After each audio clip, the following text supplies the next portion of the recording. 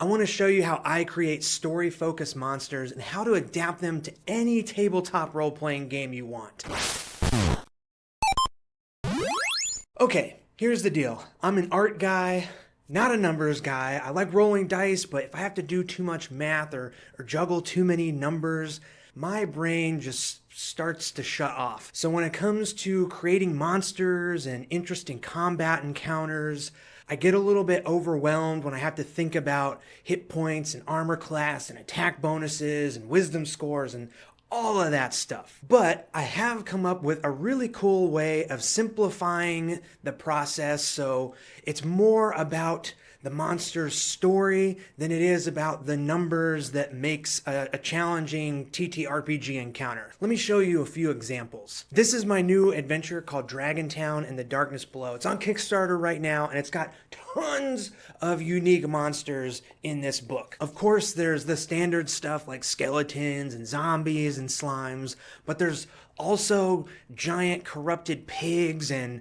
demonic fart clouds and beetle knights riding on armored millipedes and two-headed lava trolls, all kinds of crazy encounters. My trick to coming up with these monsters is to think about their story first. Think about them like their characters. So the fart cloud is going to be really hard to hit, and it smells so bad that it makes it difficult to see and speak, but it's also weak to loud noises. The beetle knight is heavily armored and has a sword that turns into a shield, but it's also super boastful and likes to show off, so sometimes it will waste an entire turn just flexing on its foes. In these examples, I'm not even worrying about the game mechanics yet. It's all the story, all their character, right? And by breaking down this process this way, I can get creative and weird and not have to worry about things on the number side. Keep that stuff separate in my brain, right and left brain stuff, I guess. Once I have a good idea of who this character is and how they might act in an encounter,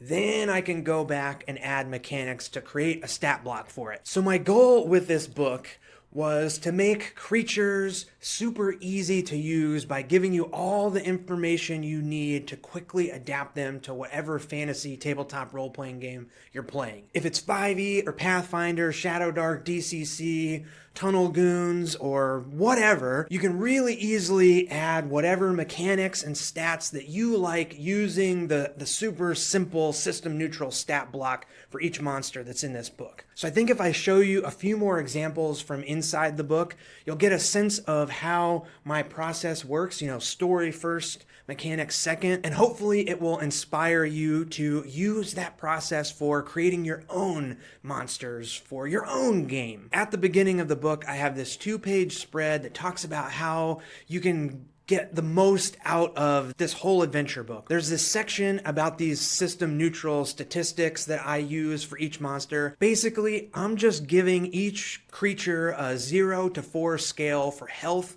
armor, speed, and damage, and then listing out the abilities and weaknesses that they have. And I feel like this can be a good in-between step from the story to the stat. You can use this 0 to 4 scale to really plan out the feel for your monster. A 1 statistic means underwhelming, like the speed of a shambling zombie. A 2 is moderate or average. A 3 out of 4 is powerful or above average, and a 4 is overwhelming, like the armor of an iron dragon. For me, this scale is way easier to keep in mind, and maybe it can be like a sort of in-between step from the story first and then, applying the scale and then adding stats. So if it seems difficult to just jump straight from story to stats, maybe think about things in this 0 to 4 scale a little bit first. I personally think it makes it super easy to adapt all of the monsters in this book to whatever game you're playing. So let me show you how simple it is with a couple of examples. I think the easiest way to adapt a stat block is to just use an existing monster. So let's take this Goatland creature for example. If I was playing in a Shadowdark game, I would just use the Goblin stat block that's on page 221.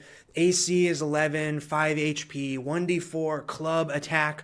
All of that works just fine for me, and I don't have to overthink it beyond that. The only thing I do have to think about is the Shadowdark goblins have this keen senses ability, which means that they can't be surprised. I would definitely ditch this for the Goatlins. People can absolutely sneak up on these guys for sure. But then I also have a few abilities listed for the Goatlins, so they can headbutt, they charge in horns first, and they can also kick. So people have to be careful walking up behind an ornery Goatlin, right? So for translating the headbutt ability into a Shadow Dark mechanic, maybe I would allow the Goatlin to run up from a far distance instead of a near distance and attack. You know, give them a burst of extra range, right? And for the kick ability, I would say that they can roll D6 damage instead of D4 if a player is behind them. Really, that's all there is to it. Super fast, could absolutely do this right at the table. And because the system neutral stat block is story focused,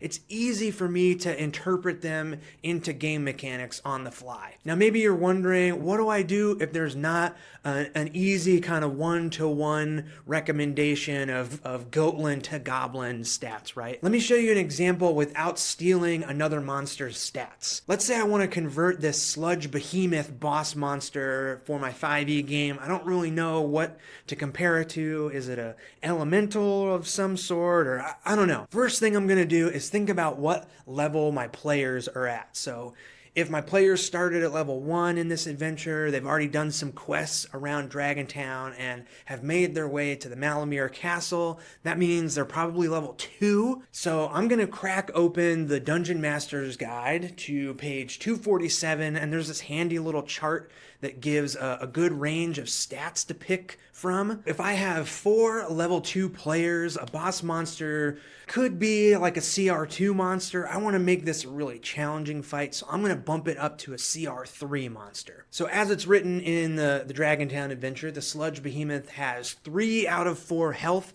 so that's a powerful or above average stat. A CR3 monster has between 100 and 115 HP, so let's go with 115. It also has a powerful armor and damage stat, so a CR3 creature is right on the cusp of 13 and 14 armor class, so let's just go ahead and make it 14. It's kind of hard to hit, but the +4 attack bonus, that sounds good to me. Now the damage on this chart says that it should be 21 to 26 per round, and because this is a single boss monster, I want to make sure it does 2 attacks per round. So let's just say 1d12 plus the 4 attack bonus. That means getting critted by this thing will be super scary, but that's the idea for the first big boss monster of this campaign. Now let's talk about these extra abilities that the Sludge Behemoth has. All I'm doing here is thinking about how these story or fiction first abilities would be interpreted mechanically into the game I'm playing. In this example, 5th edition. So the Sludge Behemoth can charge in a straight line, slamming a creature into the wall and leaving a slime trail. To me, that sounds like a dex save to avoid getting slammed by this huge creature, and maybe the slime trail leaves difficult terrain behind. It also has Chuck. I think this one should probably act like a normal attack, so this thing is huge and sticky, so if it hits, it just picks up a character and throws them. Maybe it's just a d6 of fall damage instead of the full d12, because really I think this ability is more about getting a slicing melee character out of the Sludge Behemoth's range for a turn. The Sludge Behemoth can also reform, so maybe it spends one of its attacks per round to pick up a sliced piece of itself and reattach it to its body, and it heals for, I don't know, 2d12 damage or something like that. And check this out. Literally as I was filming this video, my pal Evan, the creator of Nimble, an excellent game, go look at the link down in the description if you're interested in a streamlined 5e style game. He made this awesome conversion table that's even faster to adapt these system neutral stat blocks into 5e or Nimble. These charts are so handy. I think I'm just gonna lay them out on a postcard, get them printed up, and offer them as a Kickstarter exclusive freebie for the Dragontown book and the box set. I know the appeal of running a pre-written adventure like this is you don't have to think about stats or anything like that, but I think having these simple system neutral stat blocks and running more story focused monsters means you'll be able to have more interesting encounters. Hopefully you can tell by these examples just how easy it is to create a monster from a story first perspective, and then it becomes just really easy to whip up some stats and adapt it to whatever game you're playing. And this is coming from someone who really doesn't enjoy thinking about numbers, but I find it surprisingly fun to rethink these story bits into the mechanics of whatever game I'm playing. I hope you check out the Dragontown and the Darkness Below Kickstarter. I'm so proud of this book and the box set I'm putting together. If you're looking for a super fun, fantastical, lighthearted, but dangerous and weird adventure, it's definitely one to check out. Thank you so much for watching, and I'll see you in the next one. See ya!